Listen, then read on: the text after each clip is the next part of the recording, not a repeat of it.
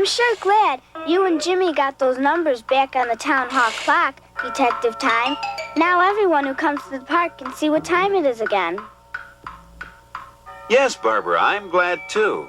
But you know, there's still something strange about the clock. We put the numbers back some time ago, but the minute hand hasn't moved yet. Which one is the minute hand, Detective Time? Let's go back to the town hall clock so we can get a closer look, and I'll show you. See the two hands of the clock? Hmm? The minute hand is the longer one that's pointing to the 12 right now. It's supposed to be moving to show us how many minutes have gone by. But as you can see, the minute hand is not moving. The shorter hand hasn't moved either. Isn't it supposed to? Well, Jimmy, the shorter hand is called the hour hand, and it moves more slowly than the minute hand. In fact, the minute hand has to move all the way around the clock before the hour hand moves from one number to the next. So if the minute hand isn't moving, the hour hand isn't going to move either, is it, Detective Time? Exactly, Barbara. We'd better have a look inside the clock tower and find out why the clock's hands are not moving. But how do we get into the tower? I just happened to carry a key to the clock tower. Let's go and find out what the trouble is. Look at all these sticks on the steps to the clock. And look at the leaves. I'm sure these sticks and leaves weren't here yesterday. This may be our first clue as to why the minute hand has stopped. Let's go up into the tower. Just as I suspected, a squirrel's nest. Is that what's causing the minute hand to stop? I think so, Barbara, but we'll have to move the nest to find out. But we can't move the nest, can we, Detective Time? If we do, the squirrel won't have a home when he returns. Don't worry, Jimmy. We'll move it very carefully. To the ledge. The squirrel will probably be happier over here anyway. And it is safer here where the movement of the clock won't bother his nest. There. Now the squirrel will be happy, and the minute hand will be free again. Now that the minute hand is free, Detective Time, can you tell us how it works? Of course, Barbara. Let me use my time machine to show you what happens with the minute hand. Do either of you remember which of these hands is the minute hand? I do. It's the longer one. That's right, Barbara. The longer hand is called the minute hand because it shows us how many minutes have gone by since the last hour. And the shorter hand tells us what the last hour was, right, Detective Time? That's exactly right, Jimmy. But how do you know exactly how many minutes past the hour it is? Can I try to explain it, Detective Time? Sure, Barbara, go ahead. Well, see all those tiny marks around the edge of the clock? Mm-hmm. Each of those stands for 1 minute. If you count them, you'll see that there are 60 of them. Then there are 60 minutes in each hour. That's right, Jimmy. You're doing just fine, Barbara. Carry on. If you notice, Jimmy, even though there are 60 markings which stand for the 60 minutes in an hour, there are only 12 numbers. I was just going to ask about that. Each of those numbers stand for 5 minutes. Is that right, Detective Time? That's right, Jimmy.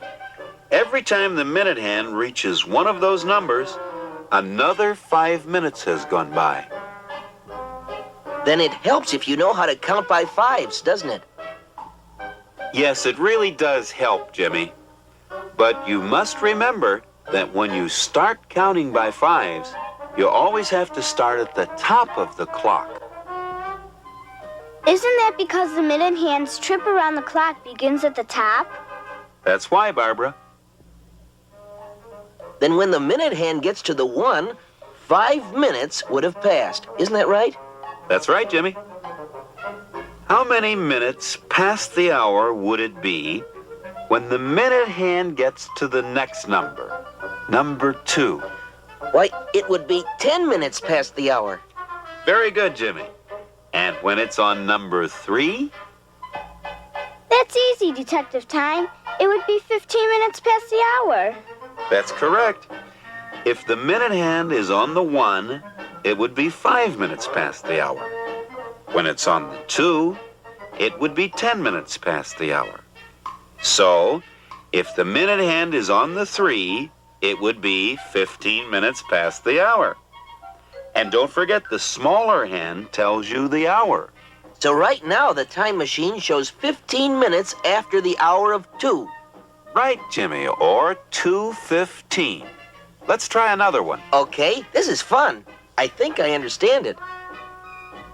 When the minute hand is on the 6, how many minutes past the hour is it? Let's see. 5, 10, 15, 20, 25, 30. 30! It would be 30 minutes past the hour. Right. So if the hour hand is on the 2 and the minute hand is on the 6, what time is it? It's 2:30. You've got it. Now, let's turn the town hall clock to the right time again, and then go check the front of the clock and see if the minute hand is moving. The minute hand is on the 6. And the hour hand is on the 5, so the time is now 5:30. That's right again. Now you know how to read the minute hand. And all because you were able to fix the minute hand on the town hall clock. Well, I'm glad that squirrel in his nest gave us the chance to talk about it.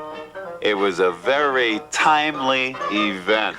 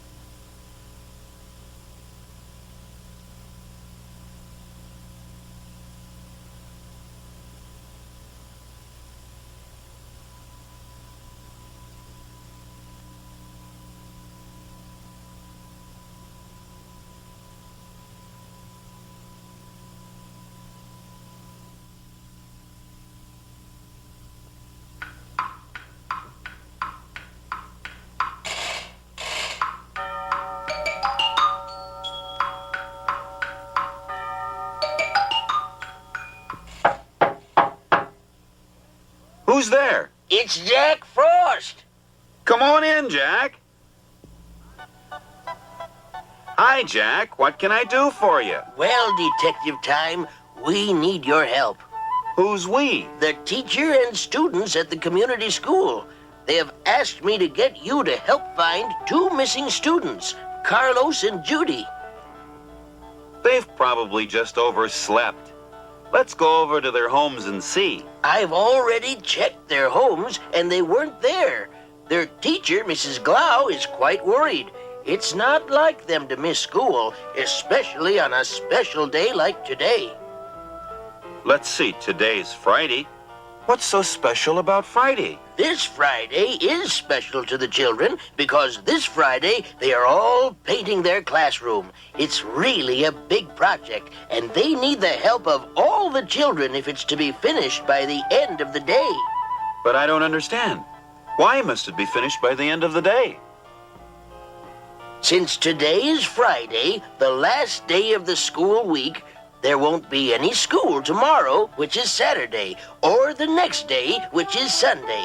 Since there isn't any school, the room will have the whole weekend to dry, and the paint won't get smeared. A very clever idea. Well, let's get down to business and figure out what clues we have as to where the children might be. Yes, we shouldn't waste any more time. Time. That could be our most important clue. Maybe my time machine can help us locate Carlos and Judy. But what clues do we have about time, Detective Time? Well, we've already discussed the day of the week, it's Friday. So let's push the Friday button on my time machine. What time of day is it? 9 o'clock in the morning. Okay, let's push the time button too. If we look at the screen, it should tell us where most children are at 9 o'clock on Friday mornings. Ah, that's where they should be, Detective Time, in school. But they're not. Then we must find out what children usually do at 9 o'clock in the morning when they're not in school. So I'll push the button for a day that they're not in school. Saturday. That's right. They'd be playing. But it's winter and snowing. They wouldn't be swimming and playing at the beach. Oh, I forgot to press the time of year button. Season. The time of year now is winter. Now, if I push the season button for winter, we should find out what most children do at 9 o'clock in the morning on a snowy day when there's no school. I think we have it this time. It looks like my time machine put all the clues together. They're probably playing in the snow. Maybe we should look at the town park. I often see children playing there when there isn't any school. There's an ice skating rink there and a large hill for sledding. Great, let's go. I sure hope we can find Judy and Carlos. Well, Jack, time will tell. Look, there they are! Judy! Carlos! Come on, let's meet them at the bottom of the hill. Aren't you Jack Frost and the famous Detective Time? That's right. And aren't you two supposed to be in school today? No, today is Saturday, the last day of the week. We don't have school on Saturday. You're right. You don't have school on Saturday. But if you look here, you'll see that today is not Saturday, but Friday. No wonder there are no other children sledding with us today. They're all in school. And today is a special day, too. We are supposed to help paint our classroom today. How could we have mixed Friday with Saturday? Well, normally you have classes on Friday, right? Right, Friday is a school day. But today you weren't going to have regular classes, were you? No, we were going to paint. Maybe that's why it didn't feel like a school day, and we thought it was Saturday. Exactly. Now let's take a minute to look at my time machine and go over the 7 days of the week so that this mistake won't happen again. Okay, we'll start with the first day of the week, which is... Sunday. We don't go to school on Sunday. That's right. And many people go to church on Sunday. Many people also spend Sunday visiting or having other fun with their families. That's right. All right, let's go to the second day of the week, which is... Monday. Monday is the first day of the school week. At school, on Monday mornings, we plan our classes for the rest of the school week. And remember, even though Monday is the first day of the school week, it is really the second day of the week. That's true, Jack. Now for the third day. Tuesday.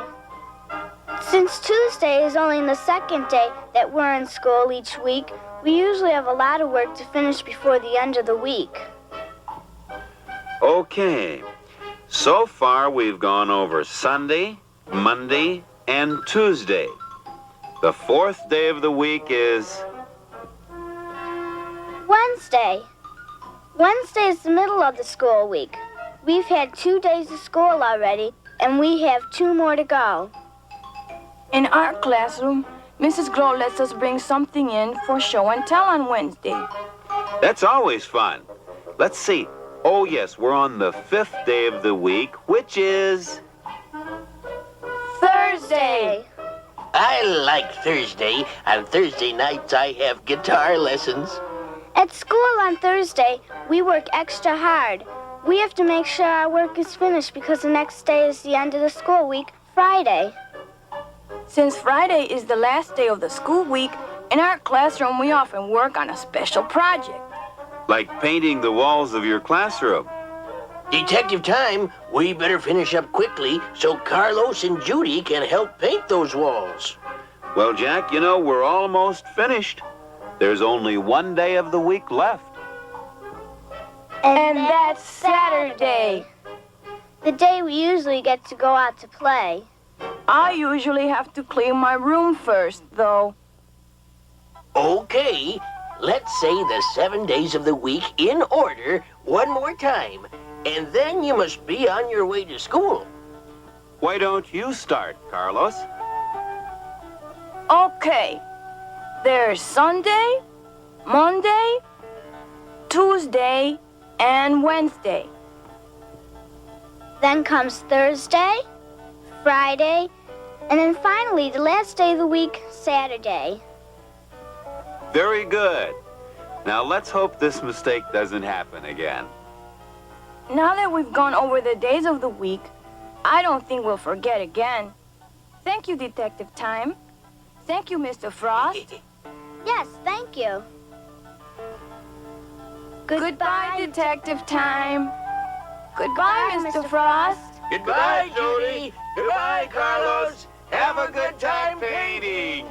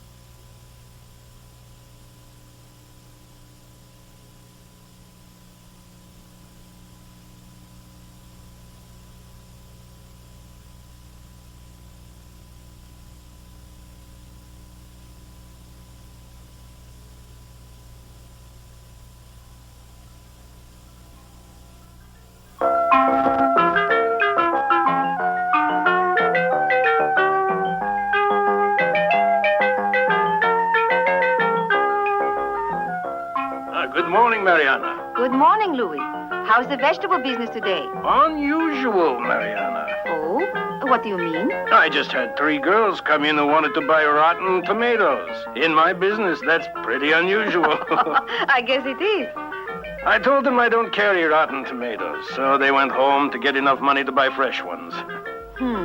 I wonder what they plan to do with those tomatoes. I don't think they plan to make soup. Here they come now. I'm going to wait till she gets near the window, and then I'm going to throw it so it smashes right in front of her face. What's going on here? You don't even want to know. I know. She is the meanest person in the stupid club anyway. Stop now. One at a time. Ginger, tell me what the problem is. It's Penelope. You know that treehouse she has? Yes? Well, she won't let anybody play in it anymore unless they're a member of her club. So, why don't you join her club? She won't let me. Or me either. We're too little. And I'm too big. Oh, I think I get the picture. I'll go talk to Penelope. Penelope. Don't bother, Mariana. We're going to start our own club. And Penelope can't join even if she wants to. Just 1 minute, girls. I know your feelings are hurt, and you're angry, but that's no excuse for being mean. Now, do you understand? I guess we better forget about the tomatoes. Yeah, guess that was a pretty mean idea. But we still don't get to play in the treehouse. Yeah. I really like this there. I think we can solve that problem without tomatoes. Now, go put on your thinking caps and see what you come up with. We'll need everybody's ideas. Well, we'll try to think of a solution. Bye, Mariana. Goodbye, girls. I'm sure you'll think of something if you try. I wonder how the other kids are taking this. If they think I care, they're crazy. Who wants to play with a bunch of girls anyway? Not me. Wait till they see our clubhouse. It's real muddy in those woods. Who's afraid of a little mud? Well, it's not the mud I'm afraid of. It's my mom when she sees my shoes. What's the matter, boys? Oh, nothing, Mariana. We were just going for a walk in the woods. Yeah, weren't we, Jerry? Yeah, I guess so. Now, Jerry. I've got to go, Mariana, or I won't have anyone to play with. I don't like this at all. There has just got to be a way for all the kids to get back together again. Maybe I should talk to Penelope. She's the one who got this whole thing started.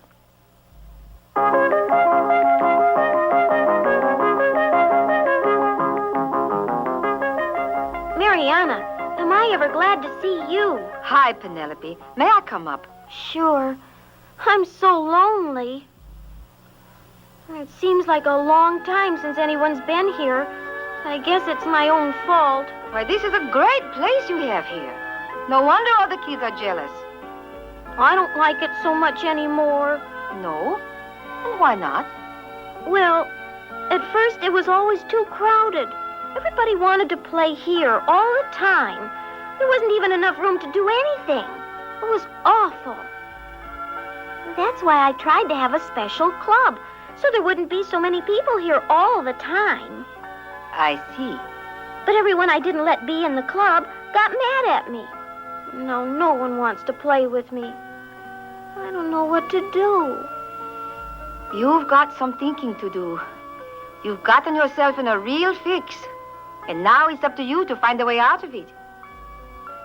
I was kind of hoping that if I waited, everyone would just forget about it, and we could all be friends again. Problems are like weeds, Penelope. They almost never go away all by themselves. Someone's got to get down there and pull them out. Can't you help me? I don't think so, Penelope. You'll have to help yourself. That is, if you care enough. I did come up with one idea, only I'm afraid it's too late. It's never too late for a good idea. I'd like to hear it. Well, it's this. That everybody could use the treehouse if we don't all try to use it at the same time. If we could just get together and talk about it, I bet we could work it out. Sometimes you play here, and sometimes you play somewhere else. And then it won't always be so crowded. That sounds like a fine idea, Penelope. There's only one problem. What's that? The other kids won't even talk to me. I've really made a mess of everything. Everybody makes mistakes, Penelope.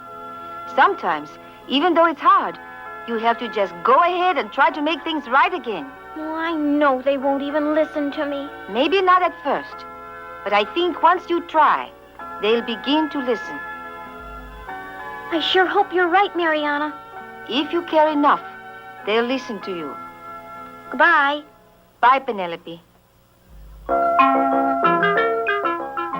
Well, Mariana, I just sold the girls some tomatoes. Oh, Louis, no. Yes, and some lettuce and carrots and apples, too. I think they're getting ready for a picnic in the park. Mariana! Mariana!